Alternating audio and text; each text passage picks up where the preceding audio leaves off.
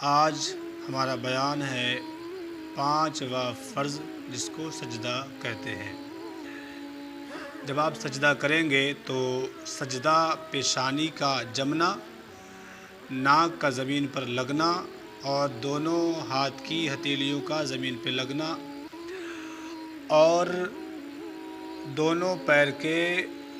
گھٹنوں کا زمین پر لگنا اور دونوں پیر کی انگلیوں کا پیٹھ زمین سے لگنا۔ اب انگلیوں کے پیر کی بات کی جائے تو یہاں ایک انگلی کا پیٹھ زمین سے لگنا، پاؤں کی ایک انگلی کا پیٹھ زمین سے لگنا شرط اور فرض ہے، اور کم از کم تین پیر کی انگلیوں کا لگنا واجب ہے اور 10 پیر کی انگلیوں کا پیٹھ لگنا مستحب ہے۔ زمین پر پیر کی انگلیوں کا پیٹھ سے لگنا یہ تھوڑا مشکل کام ہے، اور یہ مشکل کام یوں ہے کہ جو لوگ نماز کم پڑھنے آتے ہیں، جو لوگ کبھی جمعہ ٹو جمعہ یا عید کی نمازوں میں جو لوگ نظر آتے ہیں، ان کے لیے بہت مشکل اور بہت ہی مشکل یہ کام ہے پیر کی انگلیوں کا پیٹھ زمین سے لگانا۔ جی ہاں، یہ لگانا واجب ہے، کم از کم 3 انگلیوں کا پیٹھ زمین سے لگے۔ ایک کا لگنا فرض ہے اور ساری انگلیوں کا لگنا مستحب ہے۔ اب میں سجدہ کرنے والوں سے کہوں گا کہ جب وہ سجدہ کریں تو ان باتوں کا خیال رکھیں، اور زیادہ تر خیال رکھنا ہے اپنی پیر کی انگلیوں کا اور اپنی ناک کا۔ اکثر میں نے دیکھا ہے کہ جو سجدہ کرنے والے لوگ ہوتے ہیں، جو کم مساجدوں میں آتے ہیں، جو کم مسجدوں میں داخل ہو کر نمازیں پڑھتے ہیں، تو انہیں پتہ نہیں ہوتا ہے، تو وہ خالی ماتھا ٹیک کے اور ناک کو اٹھا کے رکھتے ہیں اور پیچھے دیکھتے ہیں۔ تو وہ لوگ اپنے پیشانی کے ساتھ ساتھ ماتھے کے ساتھ ساتھ ناک کو بھی زمین سے لگائیں، اور نگاہ آپ کی ناک پر رہنی چاہیے۔ سجدے کی حالت میں نظر آپ کی ناک پر رہے، اور پیروں کی انگلیاں جو ہیں خاص طور سے ان پہ توجہ دینا ہے کہ پیر کی انگلیوں کا پیٹھ زمین سے لگے۔ وہ کیسے لگے گا کہ آپ جب زمین پر اپنے پیر کو کھڑا کریں گے تو آپ یہ زور دے کر تھوڑی طاقت آپ لگائیں گے، ذرا زور دیں گے آپ پیر کی انگلیوں پر، ذرا طاقت سے دبائیں گے تو یہ پیٹھ لگے گا۔ انگلی تھوڑی سی فولڈ ہوگی، مڑے گی، اور آپ کی انگلی کا پیٹھ آرام سے بخوبی زمین سے لگ جائے گا۔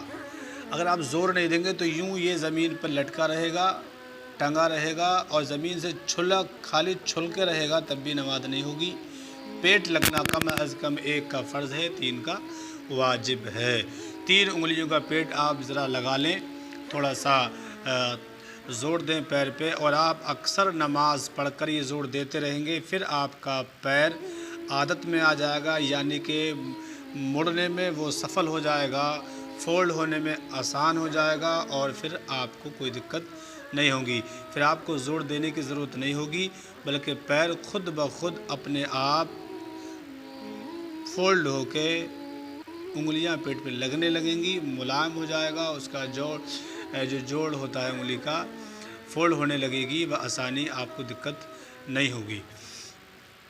سجدے میں کم از کم 1 بار سبحان ربی الاعلی کہنے کے برابر ٹھہرنا واجب ہے۔ 3 بار پڑھنا سنت ہے، 5 بار پڑھنا مستحب ہے۔ تو آپ نماز میں تسبیح کم از کم 3 بار، سبحان ربی الاعلی حالت سجدے میں، اور زیادہ سے زیادہ 7 بار پڑھ سکتے ہیں فرض نماز میں، نفلی نمازوں میں اور زیادہ بھی پڑھ سکتے ہیں۔ بہرحال سجدے کی حالت میں اب یہ جاننا ہے کہ سجدہ کیا ہے۔ تو امام مسلم نے حضرت ابو ہریرہ رضی اللہ تعالی عنہ سے روایت کی، ہمارے آپ کے مصطفیٰ جان رحمت ارشاد فرماتے ہیں کہ سجدہ جو ہے یہ قرب الہی کا خاص ذریعہ ہے۔ اس سے حالت سجدے میں انسان اللہ کے قریب ہو جاتا ہے، حالت سجدہ میں اللہ کا قرب حاصل ہوتا ہے، اور یہی سجدہ اگر اللہ کے علاوہ کسی کو کیا جائے عبادت کے نیت سے تو یہ شرک ہے، اور یہی سجدہ اگر کسی کی تعظیم کے لیے، اس کے ادب و احترام کے لیے آپ کرتے ہیں تو یہ حرام ہے۔ سجدہ غیر اللہ سے ہٹ کے کسی کو کریں، عبادت کی نیت سے کریں تو شرک، اور تعظیم کے نیت سے کریں تو حرام ہے۔ جیسے عموماً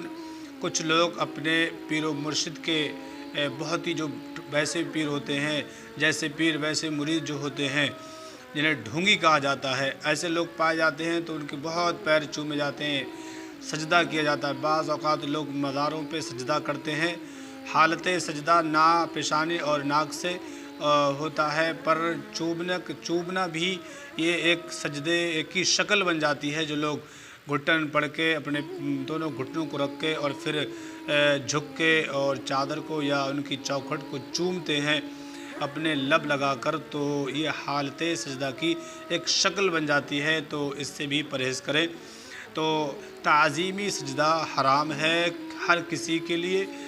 کسی کی بھی تعظیماً سجدہ نہ کریں، اور عبادت کی اعتبار سے کرتے ہیں تو پھر یہ شرک ہے۔